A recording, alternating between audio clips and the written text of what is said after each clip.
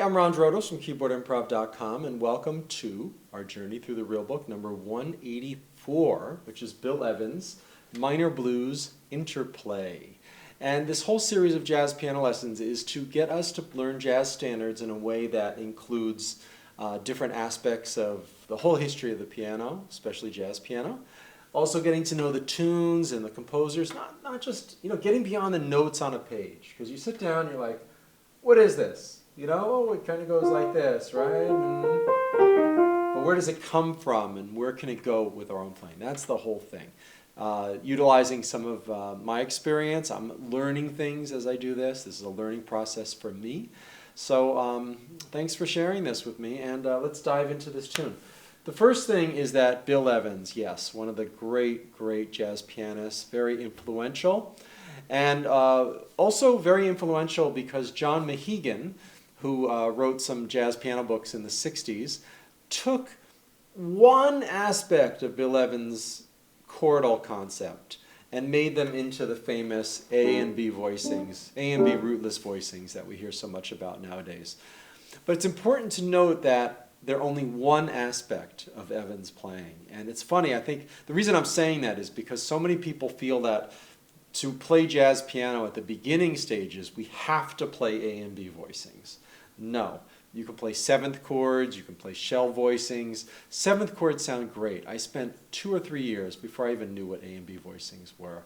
Luckily, I started playing before the internet was invented, so I didn't have 1,000 YouTube videos saying, oh, you got to do this or you got to do that. I think every week I get at least one, sometimes 2 piano students who were told by previous people they study with that they had to play A and B voicings from the beginning, and it was just too much, and they couldn't do it. And they got frustrated, quit for a while, or they just came back and rediscovering the joy of playing because you don't have to do that.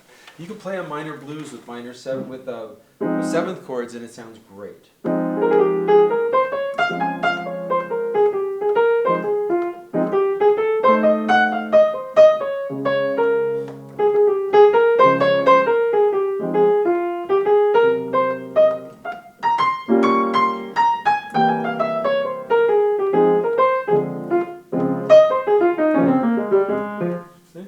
Minor sevenths, dominant sevenths, it sounds wonderful.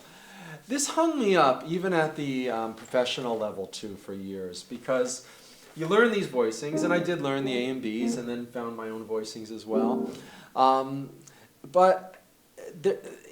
Whenever I'd play solo piano or accompanying a singer, I'd feel that I had to play those during my piano solo. So I'd be walking a bass line, and then I feel, like behind the singer, and then it's time for my piano solo, and I feel I have to abandon it and play rootless voicings. And something at the bottom fell out. It seemed like it's not that you have to keep the walking bass going during your solo, although I would do that sometimes. It sounds great.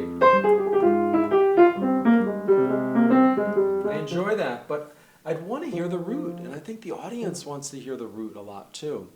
And I always felt guilty because, these textbooks that I eventually read, or you just hear people talking about these rootless voicings like you have to use them all the time. And then I was really listening to a couple of Bill Evans solo albums, like Alone, which I hadn't listened to. I sort of missed those couple albums growing up, and I listened to more of his trio stuff or Kind of Blue with Miles. And I realized, oh no, wait, he's not playing those voicings, and I look at some transcriptions just to verify it. And when Bill Evans plays solo piano, he'll often play shell voicings, or like root, seventh, third, root thirds and sevenths in the left hand. So he felt that way too, even though he loved these harmonically rich voicings with ninths and thirteenths. He often didn't play them in the left hand when he was playing solo piano. He'd play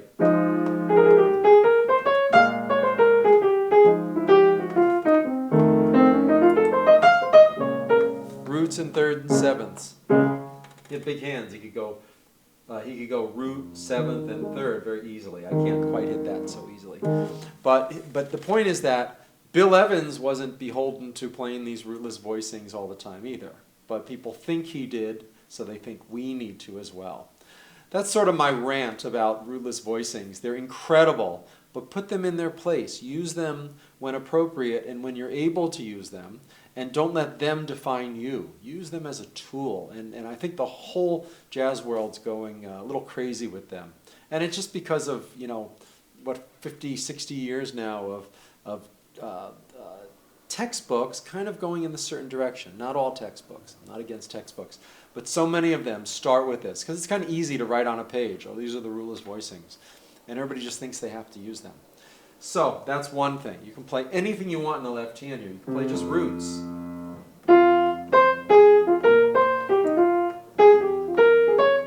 See? Just the root, holding it down, right? Oscar Peterson would do stuff like that. It's great. So how to play Interplay as a solo piano piece. I've just played this with trios before. And I was thinking the word interplay kind of is like play of two different things, right? And Bill Evans liked counterpoint. Apparently he played Bach a lot at home. And I love playing Bach a lot. So I was thinking, what would, someone like Bach do, And, maybe it's...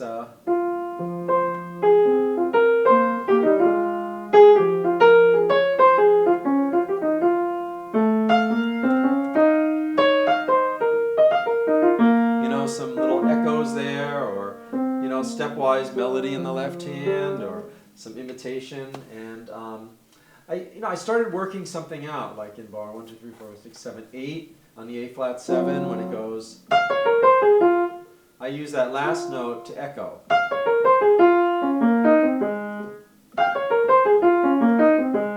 So let's see.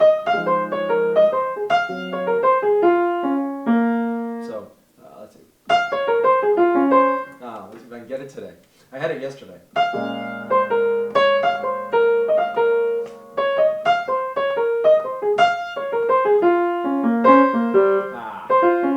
I'm going to get this. Okay.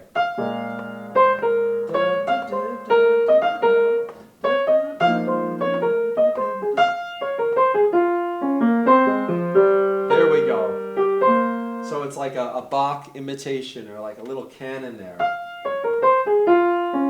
And then this one comes in, and melody while you're doing that. So bum, bum, bum, bum, bum, bum, bum, bum, bum.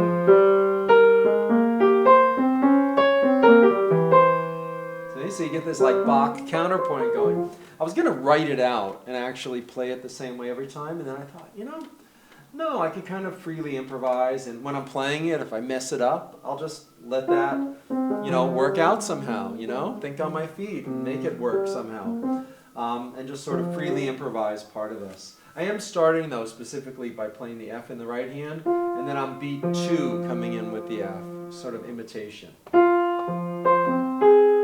So the first two notes. First two notes in the melody are F, C, and I'll have F, C in the left hand. Something like that. Maybe harmonize this by a sixth. But I don't have the whole thing worked out. I'm going to do some free counterpoint. And I think I'm going to start by just getting in the mindset of counterpoint.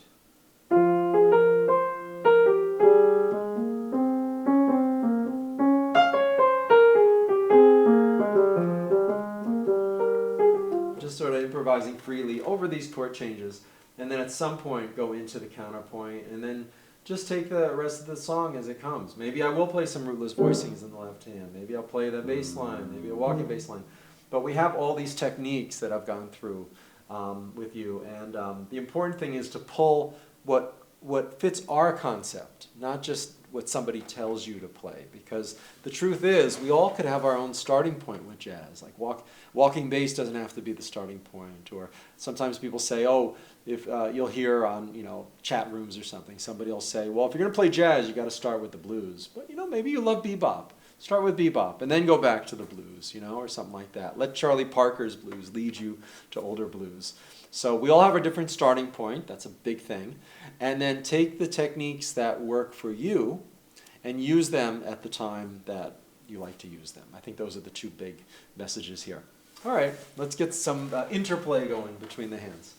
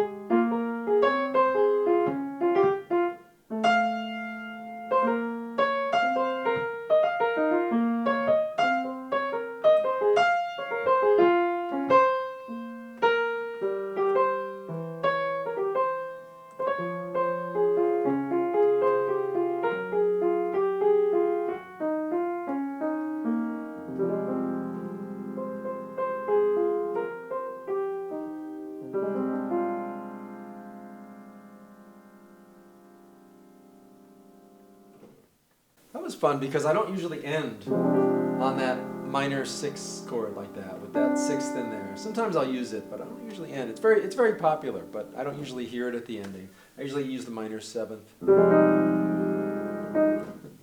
Somehow, I don't know, maybe it's that sort of early 60s jazz thing.